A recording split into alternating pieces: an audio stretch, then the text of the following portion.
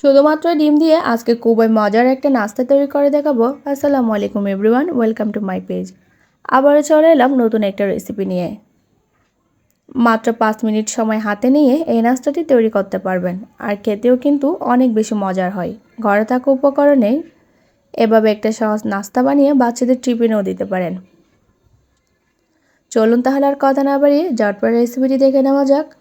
আজকের নাস্তার মূল উপকরণ হচ্ছে ডিম। তো এর জন্য আমি নিয়ে নিয়েছি 2টি সিদ্ধ করা ডিম।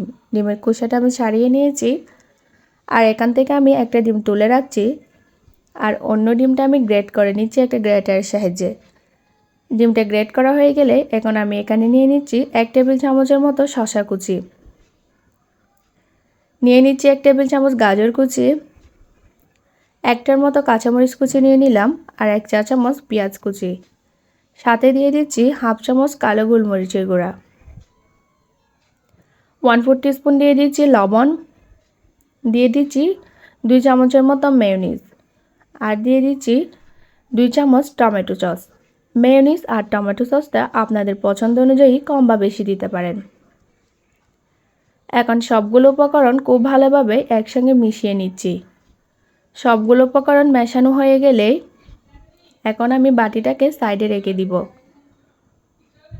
আর এখন আমি এখানে নিয়ে নিচ্ছি 4 পিস পাউরুটি। পাউরুটির সাইডগুলোকে আমি একটু কেটে নিচ্ছি। সবগুলো পাউরুটির সাইডটাই কেটে নিতে হবে। পাউরুটির সাইডগুলো কেটে নেওয়া হলে যে ডিমটা আমি তুলে রেখেছিলাম ওই ডিমটাকে আমি 2 ভাগ করে নিচ্ছি। আর এখন থেকে একটা ডিম নিয়ে আমি 1 পিস পাউরুটি নিয়ে পাউরুটির মাঝ বরাবর ডিমটা রেখে দিচ্ছি। আর ডিমের যে মিশ্রণটা আমি আগে থেকে তৈরি করে রেখেছিলাম, এখন অল্প একটু মিশ্রণ দিয়ে পাউরুটির চারপাশে ছড়িয়ে দিচ্ছি। যতটুকু ডিমের মিশ্রণ দরকার ততটুকুই দিবেন। ভালোভাবে চারপাশে ছড়িয়ে দেওয়ার পর আরেক পিস পাউরুটি নিয়ে আমি উপরে বসিয়ে দিচ্ছি, হালকা হাতে একটু চেপে দিচ্ছি। আর পাউরুটির একটা পাশে আমি এখন 1 চামচের মতো বাটার লাগিয়ে দিচ্ছি। যদি আপনাদের কাছে বাটার না থাকে তবে এখানে ঘিও ইউজ করতে পারেন।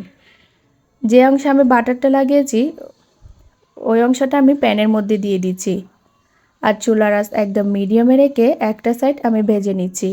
অন্য সাইডেও আমি একইভাবে বাটারটা লাগিয়ে দিয়েছি। 1 মিনিটের মতো একটা সাইড ভেজে নেওয়া হলেই অপর একটা সাইড আমি উল্টিয়ে দিচ্ছি। ওই সাইডটাও আমি 1 মিনিটের মতো ভেজে নিব। ঘি বা বাটার কোনোটাই না থাকলে এই নাস্তাটি সামান্য একটু তেল দিয়েও টোস্ট করে নিতে পারেন। এরই মাঝে একটা এগ স্যান্ডউইচ তৈরি করা হয়ে গেছে। বাকিগুলোও আমি ঠিক এভাবে তৈরি করে নিব। ঝটপট এই এগ স্যান্ডউইচগুলো তৈরি করে বাচ্চাদের টিফিনেও দিতে পারেন।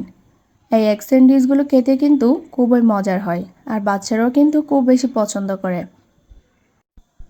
দেখুন এগ স্যান্ডউইচগুলো দেখতে কতটা লোভনীয় লাগছে। আশা করছি সহজভাবে দেখানো আমার প্রতিটা সহজ রেসিপি আপনাদের কাছে ভালো লাগে। আর আজকের রেসিপিটি যদি ভালো লেগে থাকে প্লিজ সবাই লাইক কমেন্ট শেয়ার করে দিবেন। সবাই অনেক বেশি ভালো থাকবেন, সুস্থ থাকবেন। আজকের মতো এখানে বিদায় নিচ্ছে। আল্লাহ হাফেজ।